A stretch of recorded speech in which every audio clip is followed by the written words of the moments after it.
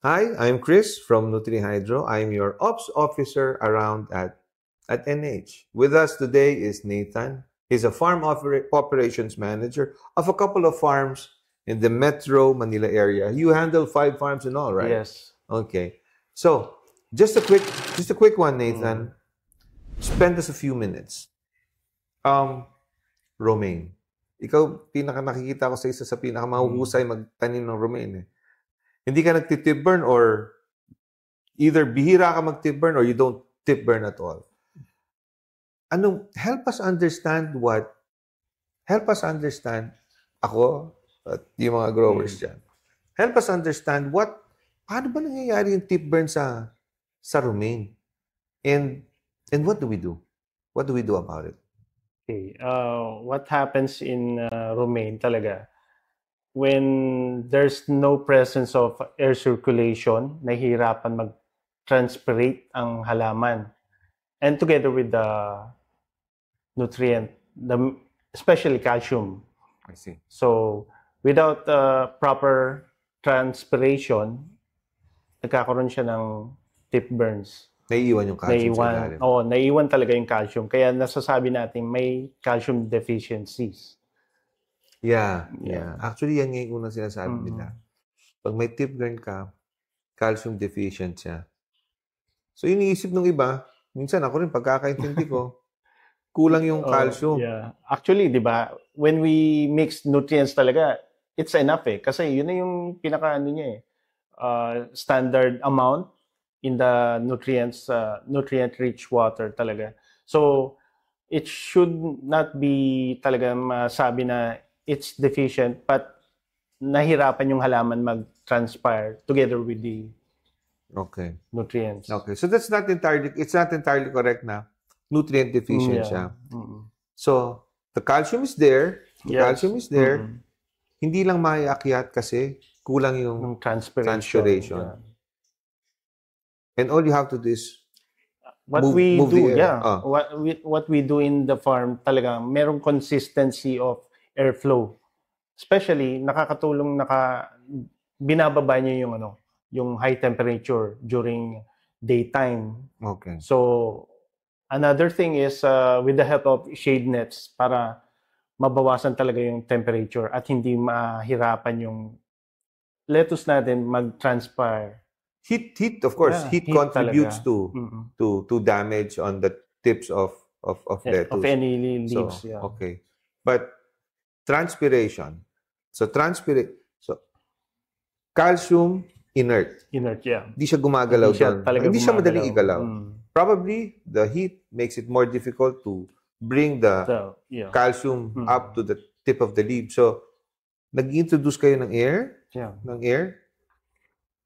para mag-increase yung transpiration. Yeah. Transpiration meaning yung tubig sa baba, the transportation of itatranspire niya palabas. through the Dun sa- stomata. Yeah. So pag tinranspire yung tubig underneath, sasama nga naman yung nutrients, no? Yung Constant calcium. transpiration talaga dapat. Although what I've seen is if you ang nakikita ko naman sa iba, pag in-over mo ng hangin, nalalantanod naman yung halaman. So yung mga growers natin should find the right spot, the right equilibrium. Actually, yung tama lang. Yeah, yung fan talaga hindi dapat directly towards the plant, but Okay. it's all over above the canopy. Okay. Yeah, just to move the air.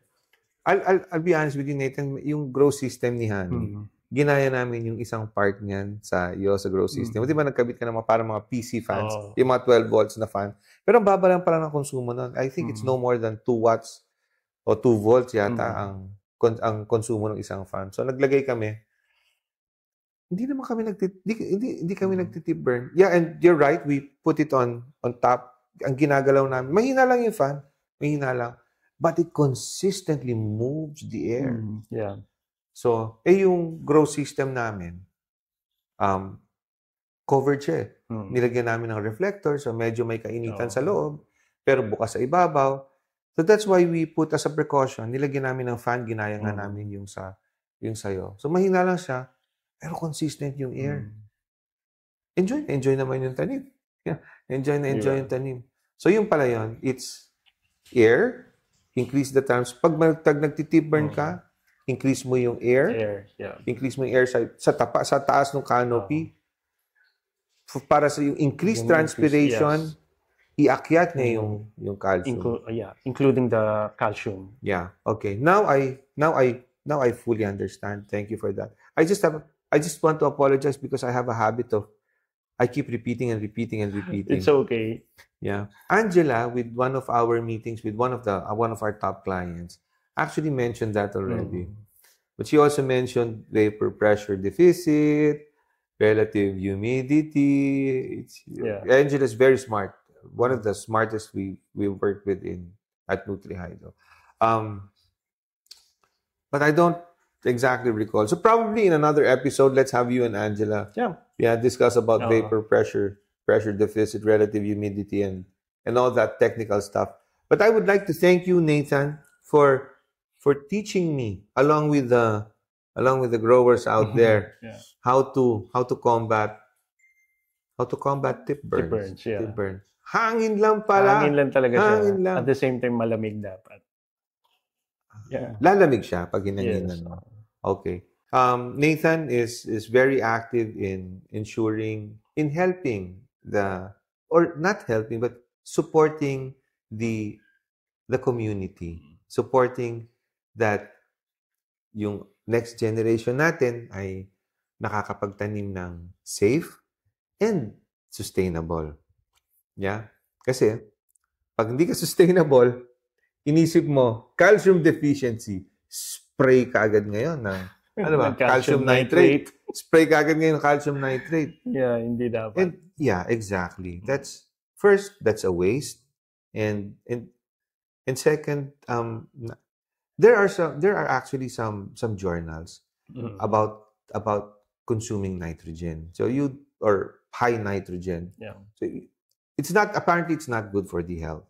It's not good for the health. So that's Nathan's way, which is you're not really claiming it that it's yours, no? No. It's a practice already being done by many others, and you're sharing with the community. Thank you very much. Thank you too. So moving the air is a lot more sustainable than spraying calcium nitrate on your romaines.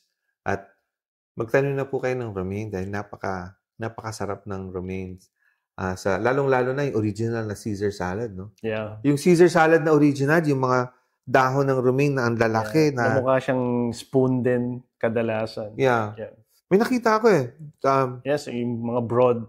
Malalaki. Tapos, tsaka nila iniikot-ikot. Pero pag sinerve nila yung Caesar salad nila, buo. Hindi yung Caesar salad na putol-putol. So marami pong marami nagko-consume ng romaine. I hope our growers can help grow that crop all year round, safe and sustainable, simply by introducing air when and if you believe you will encounter tip burns. And tip burns usually happen when it's hot, no? Yeah. Usually. Pero during dry air. Yeah, that's actually what I wanted to tell you. Kasi na-encounter namin siya sa grow system. Kahit na hindi naman mainit dito, air condition dito, pero nagtitip burn. Yeah. Air pala yun. Air lang pala, i-increase mo lang yung air. Thank you very much. So, that's it. That's it, folks. I am Chris, the Ops Officer at NutriHydro, and this is Nathan. And what do you do? I'm also an Gigolo. He's a farm operations manager. We will disclose the company when he gets the permission, but without any permission, we cannot disclose anything. I'm a fan. I'm a huge fan of what you post on social media, and thank you for sharing your knowledge. It's my pleasure to contribute some know-hows. Yeah. So that's it. That's all for today, folks. We will see you on the next episode. Bye.